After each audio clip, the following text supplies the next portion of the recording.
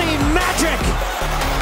Hold on to your seat. 1987 সালের 24শে June আর্জেন্টিনার Rosario শহরে খুব সাধারণ এক ঘরে জন্ম নেন লিওনেল মেসি। পৃথিবীতে পাঠানোর আগে তাকে দেয়া হয় ফুটবল খেলার জন্য ক্ষুরধার মস্তিষ্ক, একজোড়া অসাধারণ পা আর সঙ্গে দেয়া হয় হরমোনাল কিছু জটিলতা।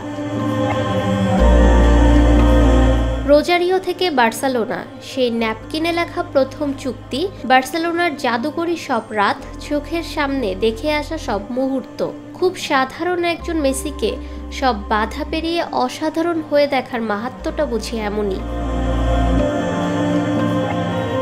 অপবাদ ছিল হেডে গোল করতে পারেন না, সেটাও করেছেন 2009 সালের চ্যাম্পিয়ন্স লিগের ফাইনালে, যে গোলটাকে মেসি নিজেই বলেছেন তার ক্যারিয়ারের সেরা গোল। অপবাদ ছিল ইংলিশ ক্লাবের বিরুদ্ধে মেসি নিষ্প্রভ, কিন্তু বর্তমান বলছে ইংলিশ ফুটবলের টপ 6 ক্লাবের বিপক্ষে সবচেয়ে বেশি গোলদাতার একজন এই আর্জেন্টাইন।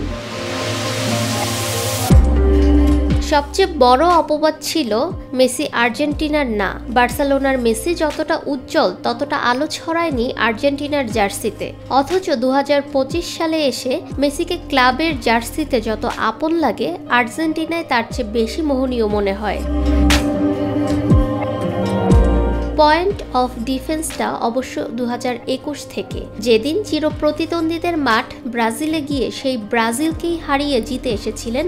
এরপর ফিলানিসিমা এবং 2022 সালের সেই অসামান্য বিশ্বকাপ। প্রথম ম্যাচে সৌদি আরবের কাছে হার, সেখান থেকে মেক্সিকো ম্যাচে প্রবল চাপের মুখে একটা 25 গজ দূর থেকে নেওয়া শট, আরও একবার মেসি হয়ে উঠলেন সেই পার্থক্য গড়ে দেওয়া মানুষটা।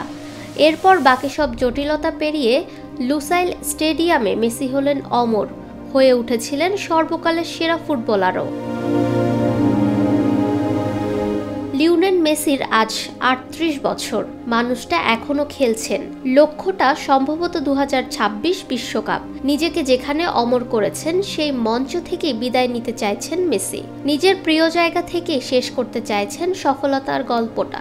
রোজারিওর সেই ছেলেটা ফুটবল দিয়ে অমর হয়েছে পৃথিবীর ইতিহাসে। ফাহমিদা বিনতে আনোয়ার, নিরপেক্ষ।